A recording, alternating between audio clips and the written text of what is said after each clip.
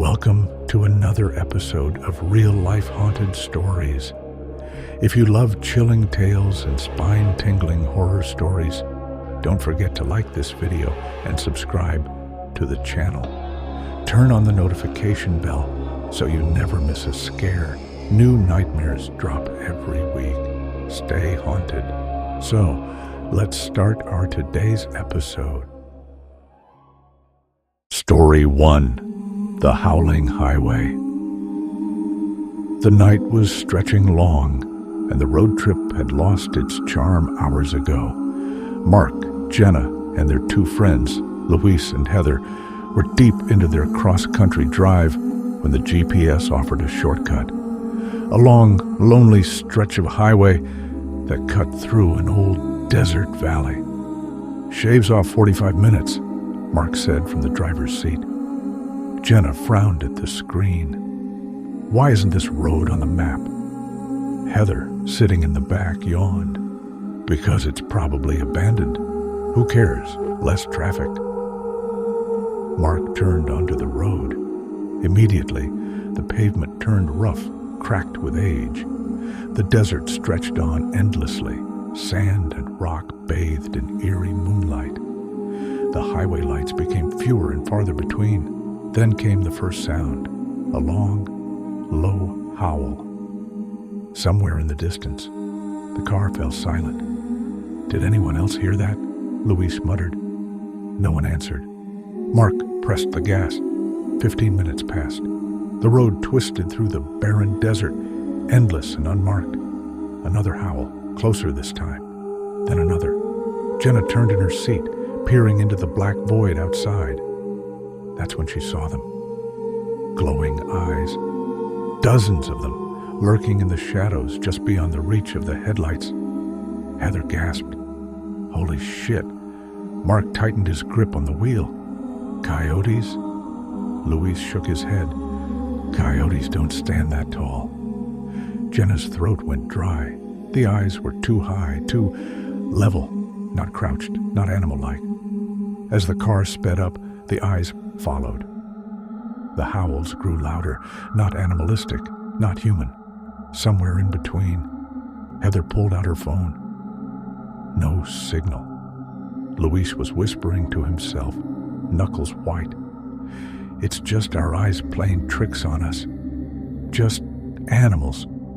But Jenna wasn't so sure. One of the figures moved closer. The headlights swept across it for just a second, long enough to see. It wasn't a coyote. It wasn't even a wolf. It was tall, twisted. Its limbs were too long, its posture unnatural. It had hands, long fingers tipped with jagged claws. Its mouth gaped wide, stretching inhumanly.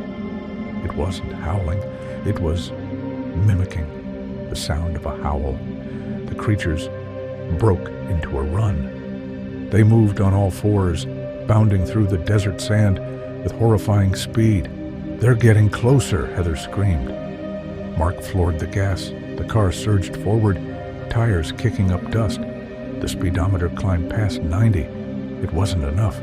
The creatures were keeping up. One of them lunged, slammed into the back of the car. The whole vehicle jolted. Jenna screamed. Luis cursed. Mark struggled to keep control. I can't. Another thud. The rear window shattered. Something had climbed onto the trunk. Heather turned. Her breath hitched. Oh my God. A face peered through the broken glass, stretched, leathery. Wrong. Its jaw unhinged. Teeth. So many teeth, and then it screeched. Mark swerved. The car fishtailed violently. The creature lost its grip, tumbled onto the road. Jenna barely had time to breathe before another one leapt onto the hood. Its claws scraped the windshield, leaving deep, jagged gashes. Its red, sunken eyes locked onto Jenna's. It smiled. Heather sobbed. Luis was praying under his breath. Then, up ahead, a tunnel, a long, dark tunnel carved into the rocky hills. Jenna gasped. Go through it. Mark didn't hesitate. He gunned it. The tunnel swallowed them whole. Darkness. The creatures howled, furious, deafening. Then, silence. The moment they emerged on the other side, the world felt off. The desert looked the same. The road stretched on as before, but something was wrong. The sky. It was too still. No wind, no movement. The stars above seemed closer, wrong in their alignment. Heather checked her phone. Still no signal. Louise whispered, "I don't think we're in the same place." Jenna turned back. The tunnel was gone. No entrance, just solid rock. Mark exhaled shakily. What the hell do we do? No one had an answer. Then the howling started again, and this time it was coming from ahead of them. Jenna's blood ran cold. The creatures were here, waiting. No matter where they went, they were trapped in their territory. Heather clutched Jenna's arm. What do we do? Jenna's mind raced. Then she saw it. A signpost, up ahead, old, rusted, barely legible. She squinted as they drove past. Welcome to the Howling Highway. No exit. A chill slithered down her spine. Mark tried to turn the car around. The road was gone. Just an endless winding stretch of pavement, leading deeper into the unknown. The howls grew closer. They were never leaving. Story 2. The vanishing mile marker. Jake had been driving for hours. His shift at the trucking company had stretched late, and now he was hauling cargo down a desolate highway in the dead of night. His GPS had lost signal miles ago, and the road signs were getting fewer and farther between. The road was empty. No headlights ahead, no taillights behind, just the endless cracked asphalt stretching into the darkness. Then he saw the mile marker. Mile 211. He barely registered it, just another sign in the monotony of the drive. He adjusted his grip on the wheel, shaking off fatigue. 5 minutes later, he saw another mile marker. Mile 211. Jake frowned. Must have misread the last one. But then, 10 minutes later, mile 211. His stomach twisted. Something was wrong. Jake slowed the truck, his heart pounding. He rubbed his eyes. Maybe he was exhausted. Maybe it was a mistake. Then, in the dim glow of his headlights, the next mile marker. Mile 211. Jake's breath caught. His hands tightened on the wheel. His skin crawled with an unnatural sense of unease. He glanced at the odometer. He had driven out 12 miles since the first sign. And yet, the marker hadn't changed. His pulse pounded in his ears. Somewhere in the back of his mind, a whisper of panic crept in. He wasn't moving forward. He was trapped. The highway stretched on, silent and unbroken. Then, a figure appeared. Jake's headlights illuminated a lone hitchhiker standing on the shoulder of the road. A thin man in a tattered coat, his face hidden beneath the brim of an old hat. Jake's foot hesitated over the brake. No one should be out here. Not on this road. Not at this hour. The man lifted a hand. Not a wave. Not a plea. Just pointing. Jake's heart lurched. The hitchhiker was pointing at the mile marker. The same one Jake had passed over and over again. Mile 211. Jake floored the gas. The truck roared forward, and the hitchhiker's head slowly turned to watch him go. The CB radio crackled to life, static. Then, a voice, faint, garbled, distant. "You need to turn around." Jake's breath hitched. He grabbed the radio. "Hello? Who's there?" Static. Then the voice again, more urgent. "Get off the road." Jake's throat tightened. "Who is this?" Silence. Then, A whisper. Mile 211 is not a place. It's a door, and you're about to go through it. Jake's blood ran cold, and then the lights ahead flickered. For the first time in miles, another vehicle appeared ahead. Jake's relief was short-lived. The car's headlights were wrong. They flickered like dying flames, casting eerie shadows across the road. The air around the vehicle seemed distorted, like heat rising off asphalt. But it wasn't hot. It was freezing. As Jake drew closer, he realized the car wasn't moving. It was hovering, just inches above the road. His stomach lurched. He swerved to the other lane, refusing to get closer. As he passed, his eyes flicked toward the driver's seat. A man sat behind the wheel, still, unmoving. His mouth was stretched wide in a frozen scream, but his eyes were locked onto Jake. Jake sped up, and in the rearview mirror, the car simply vanished. Jake's hands were shaking now, his knuckles white against the wheel. The road stretched on, identical to the miles before it. The mile markers continued appearing, each one still mile 211. Then something changed. The dark stars disappeared. One moment, the sky was a vast black expanse, speckled with distant light. The next, only as emptiness. No moon, no stars, just an infinite black void stretching overhead. The air in the cab grew thick, heavy, like the truck was sinking into something unseen. And up ahead, the road ended, just stopped. A black abyss swallowed everything beyond the pavement. Jake's breath hitched. He slammed the brakes. The truck skidded, tires screaming. It stopped inches from the hot edge. And then something moved in the darkness below. A shape, massive, crawling, waiting. A voice whispered from the void, "Drive forward." Jake stared into the abyss. His body screamed at him to reverse, to escape, but there was nowhere to go. The road behind him was gone. The radio crackled one final time.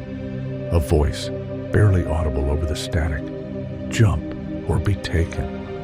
Jake's heart pounded, his hands trembled, and then the truck lurched forward. Jake screamed. The cab tilted, falling, plunging into the infinite darkness below. The last thing he heard was the sound of the CB radio hissing. Then, silence. The road was empty again. The desert wind howled softly, carrying the scent of dust and forgotten time. A truck's taillights flickered in the distance. Another traveler, another soul, lost on the vanishing mile marker. Somewhere, unseen, mile 211 waited. And the road was ready to claim its next victim. Story 3. The Forgotten Highway. It started with a simple detour. Mark and his girlfriend, Olivia, had been on a road trip across the country. Somewhere in the middle of nowhere, their GPS lost signal, and the highway sign stopped making sense. Then they saw it, a narrow, unmarked road, branching off from the highway. It wasn't on their map, it wasn't on their GPS, but a rusted old sign, barely legible, called it Route 1906. They should have turned back. Instead, they took it. At first, it seemed normal. The pavement was cracked and faded, but nothing unusual. Then they noticed the road wasn't ending. They should have hit a turnoff, a gas station, something. Instead, it just stretched on, mile after mile. The trees on either side became denser, taller, darker. The sun never seemed to move. The clock on the dashboard still read 3:47 p.m. No matter how long they drove. And then the radio crackled.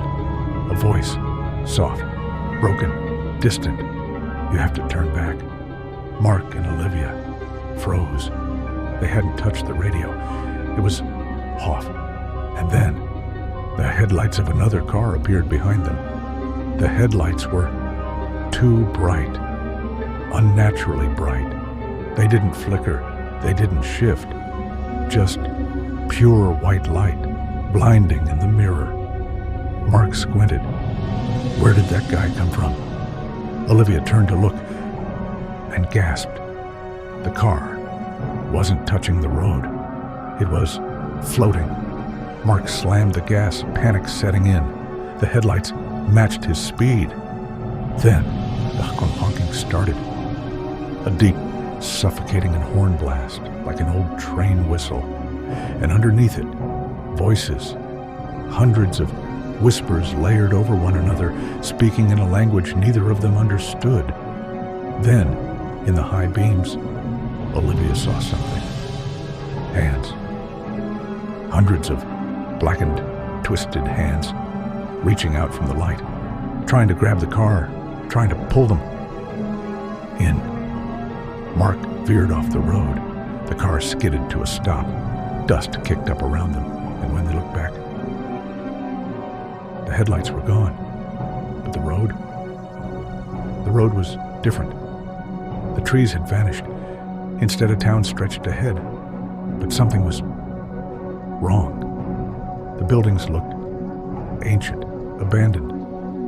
Storefronts with faded, unreadable signs. A gas station, its windows smashed in. A church, its steeple leaning, twisted. And worst of all, no people, not a single soul. But then, the traffic light changed. It flickered from red to green. A soft invitation. Mark's fingers tightened on the wheel. I don't think we should be here, Olivia barely whispered. I think we already are. And then, a shadow moved. Behind the gas station, Mark cut the engine. Silence. The air was thick. Wrong. Then, a whisper. Not from the radio, not from the town, from the inside of the car. Get out. Now. Mark turned his head. Slowly. The rearview mirror showed something sitting in the back seat. Something that wasn't there. A shape. Tall, thin. Its face stitched shut. Its fingers pressed against Mark's shoulder. Mark slammed the door open. He and Olivia tumbled out of the car, scrambling backward. The door swung shut on its own. And then, the car's engine started by itself. The headlights turned on, but this time, they didn't shine. They absorbed the light around them. A voice echoed from inside the car. You shouldn't be here. Then, the wheels screeched. The car sped forward without them, vanishing into the darkness. They were alone, except for the figures now down watching them from the buildings. A man stood on the steps of the church, or what looked like a man. His face was covered in cloth, no eyes, no mouth, just a stitched-up mask of skin. More figures appeared. From the windows, from the alleys, from the shadows, their bodies twitched, spasmed. Olivia grabbed Mark's hand. We need to run. Then they spoke. Not words, not in a language they knew, just a sound. A low, wailing hum, growing louder. A song, a call. And the road behind them cracked open. The pavement split like dry skin. Something underneath was moving. Mark and Olivia ran. They didn't know where, just away. The figures followed, not running, just gliding, silent. Then a light, not from the town, not from the figures, but from ahead, a neon sign, flickering, motel open. They burst through the door. The lobby was empty, dust covered, but the phone rang. Mark grabbed it. Hello? A voice, software.